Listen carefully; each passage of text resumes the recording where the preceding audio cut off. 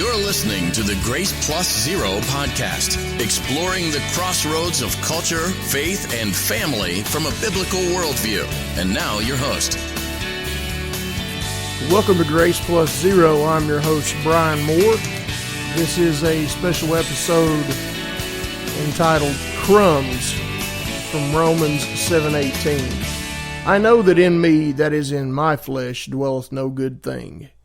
The apostle didn't say, I know that in me there is no good thing, but rather I know that in me, that is in my flesh, there dwelleth no good thing.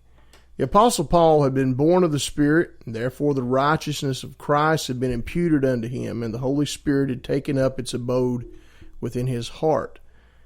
He consequently was aware that there was good in his soul, but not in his flesh.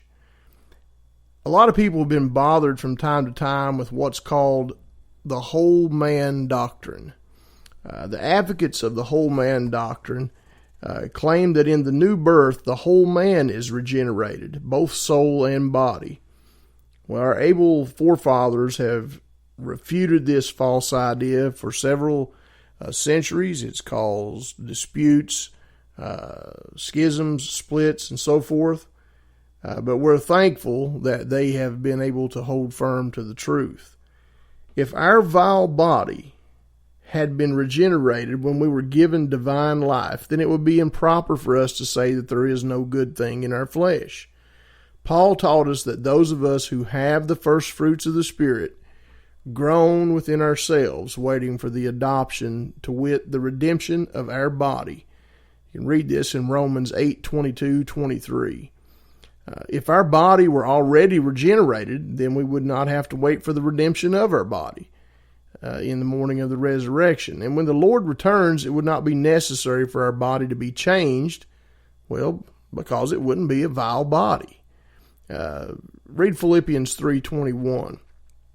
If it were already a regenerated body, it could not be sown in corruption and in dishonor. Neither could it be sown a natural body and raised a spiritual body. We read this in 1 Corinthians chapter 15, verses 42 and verses 53. Same thing. If it could not be changed from corruptible to incorruptible, or from mortal to immortality, if it was a whole, complete, regenerated, divine body.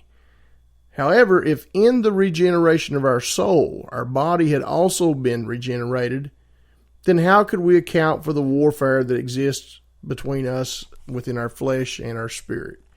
How could these things be contrary the one to the other and prevent us from living life the way that we would desire? Read Galatians 5:17.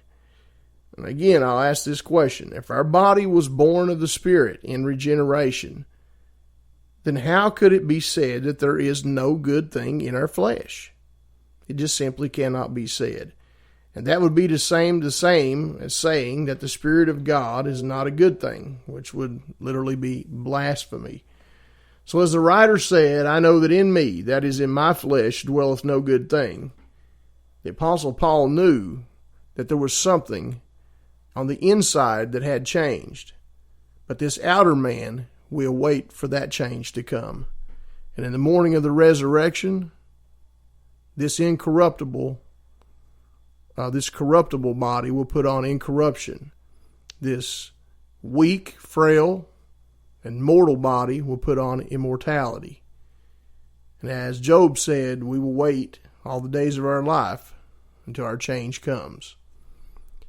For Grace Plus Zero, this has been a segment titled Crumbs from Romans 7:18.